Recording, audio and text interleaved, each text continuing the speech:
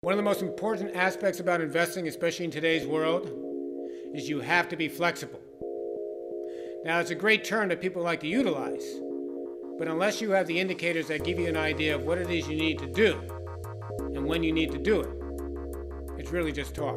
We truly are incredibly flexible in regards to the way we allocate our clients' portfolios. That is a true tactical approach.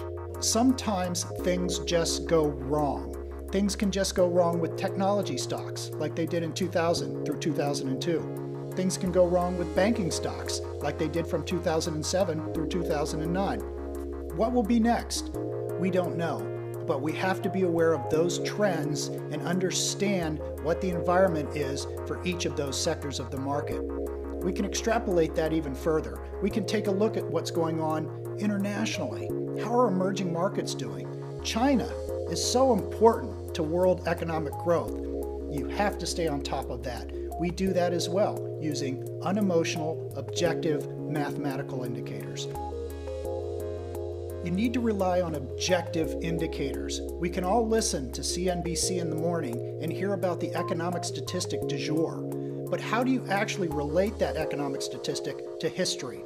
We do it with mathematics and statistical probability. A tactical approach is not a buy-hold strategy. It does not rebound to a fixed benchmark. It has the latitude and flexibility to go where the economic evidence leads it. We can literally be over 90% in the market. We could be 90% out of the market.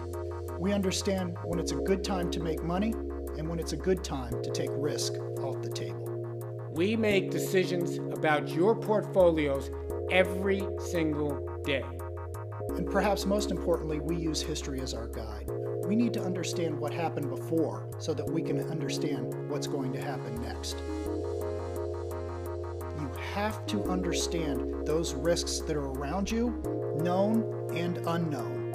You have to understand how much liquidity is available should things start to go bad, when things are getting too frothy, a little too hot, maybe overextended. People are becoming a little too overly optimistic.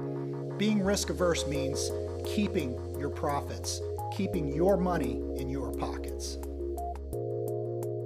Singer's paradox is something that most investors aren't aware of.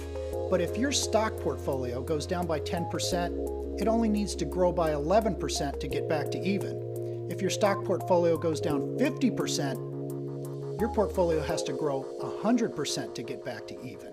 Most investors just don't have time to recover from a 30, 40, or 50% decline in their portfolios. They must be avoided at all costs. If you take a look at the math behind declines, avoiding declines is the #1 way to make money over time.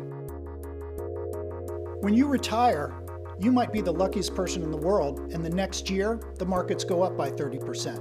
Or you might have a rougher time. You retire and the markets go down by 30%. How do you know which way the market's going to go? What you have to do is identify risk. How much risk is in the market? The more risk, the less exposure you want to have to equities. And there's a way to quantitatively interpret what's going on around you. Especially when you take into account the past 13 years when we've had 2 devastating declines. Having the flexibility to be able to move the allocation of equities to bonds, to stocks, to cash, absolutely key in regards to making sure that you can endure all economic environments.